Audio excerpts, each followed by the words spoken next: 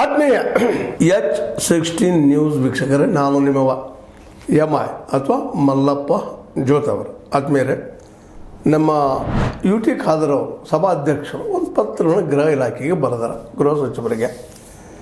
ಏನು ಪರಮೇಶ್ವರ ಬರೋಂಥ ಪತ್ರದಲ್ಲಿ ಮುಖ್ಯವಾಗಿ ಅವರು ಟೆಸ್ಟ್ ಏನು ಕೊಟ್ಟಿದ್ದಾರಪ್ಪ ಅಂತಂದ್ರೆ, ದಕ್ಷಿಣ ಕನ್ನಡ ಜಿಲ್ಲೆಯಲ್ಲಿ ಈ ಹಿಂದೆ ಕಾರ್ಯನಿರ್ವಹಿಸಿದ್ದ ಕೆಲ ಪೊಲೀಸ್ ಅಧಿಕಾರಿಗಳು ದ್ವೇಷ ಭಾಷಣ, ಪ್ರಚೋದನಕಾರಿ ಹೇಳಿಕೆಗಳು, ಸಾಮಾಜಿಕ ಮಾಧ್ಯಮಗಳಲ್ಲಿ ಸಮಾಜಘಾತುಕ ವದಂತಿಗಳ ವಿರುದ್ಧ ಸೂಕ್ತ ಕ್ರಮ ಕೈಗೊಳ್ಳದೆ ನಿರ್ಲಕ್ಷ್ಯ ವಹಿಸಿದ್ದಾರೆ ಅಂತ ಒಂದು ಸ್ಪಷ್ಟವಾದ ಆರೋಪ ಮಾಡ್ತಾ ಇದ್ದಾರೆ.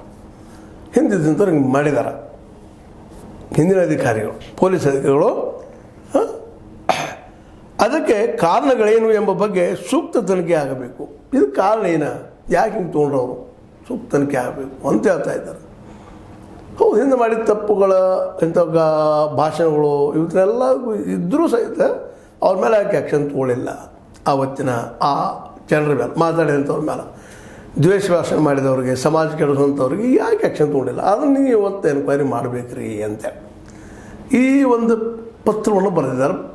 ಪತ್ರದ ಮುಖೇನ, ಯಾಕಂದ್ರೆ ಈ ರೀತಿ ಬೆಳೆದ ಕಾರಣ ಯಾರು, ಅದು ಹಿಂದಿದ್ದವ್ರು ಯಾರು, ಯಾಕೆ ಪೊಲೀಸ್ ಅಧಿಕಾರಿಗಳು ಅದು ಹಿಡಿಬೇಕಾಗಿತ್ತು, ಮಾಡಬೇಕಾಗಿತ್ತು. ಅವತ್ತು ಪೊಲೀಸ್ ಅಧಿಕಾರಿಗಳು ದಿಟ್ಟವಾದ, ನ್ಯಾಯಯುತವಾದ, ಸಂವಿಧಾನಬದ್ಧವಾದಂತಹ ಒಂದು ನಿರ್ಧಾರ ತೆಗೆದುಕೊಂಡು, ಯಾರೂ ಇರಲ್ಲ, ಹಿಂದೂ ಇರಲಿ ಮುಸಲ್ಮಾನ ಇರಲಿ, ಯಾರಿದ್ದರೂ ಅವರಿಗೆ ಅವತ್ತು ಕರೆದ, ಅವ್ರನ್ನ ಹಿಡಿದ ಶಿಕ್ಷಿಸುವಂಥ ಕೆಲಸ ಮಾಡಿದ್ರೆ ಇವತ್ತಿನ ಪರಿಸ್ಥಿತಿ ಇರ್ತಾ ಇರಲಿಲ್ಲ ಅನ್ನೋದು ಅವರ ಒಂದು ಆಶಯ.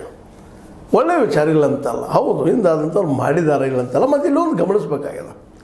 ಇದಂದ ತಕ್ಷಣ ಇವತ್ತು ನಿಮ್ಮ ಸರ್ಕಾರದ ನೀವು